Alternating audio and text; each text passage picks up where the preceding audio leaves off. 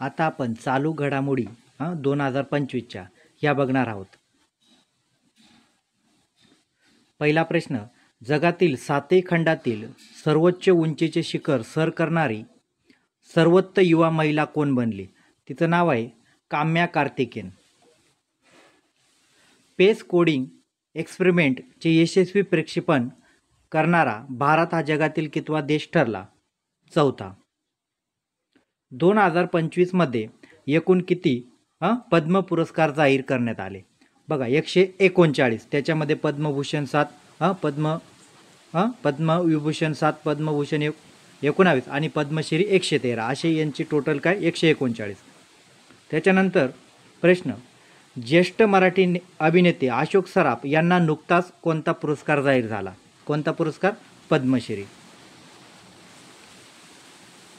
राजपथावर प्रजासत्ताकाच्या दिनाच्या पार्श्वभूमीवर झालेल्या पेरेडमध्ये अखिल भारतीय मुलींच्या तुकडीचे नेतृत्व कोणी केले? एकता कुमारी. कोणी नेतृत्व केलं? एकता कुमारीने नेतृत्व केलं.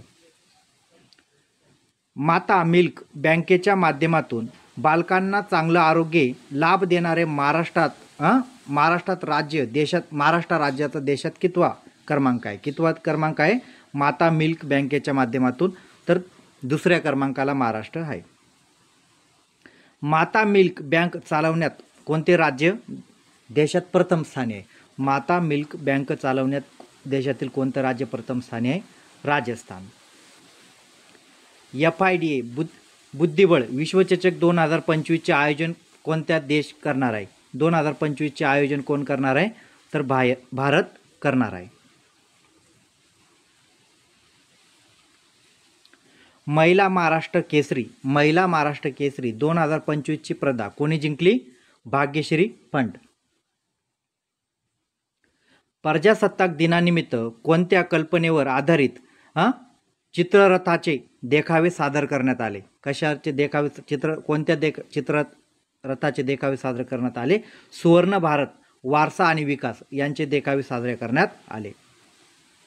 त्याच्यानंतर प्रश्न बघा, गोवा मुक्ती आंदोलनात भाग घेतलेल्या स्वातंत्र्य योद्धा लिबिया लोबो यांना कोणत्या पुरस्काराने सन्मानित करण्यात आले? पद्मश्री.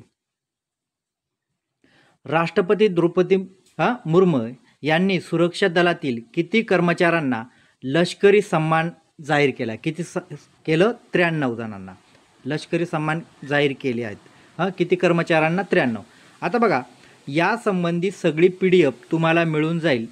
व्हिडिओच्या कमेंट बॉक्समध्ये नंबर दिलेला आहे WhatsApp, त्याच्यामध्ये तुम्हाला सगळे फक्त 49 मध्ये तुम्हाला 60 पेजेसची PDF उपलब्ध होईल. त्याच्यामध्ये जानेवारी तर आजपर्यंत झालेल्या सगळ्या घटना तिथे घेतलेल्या आहेत.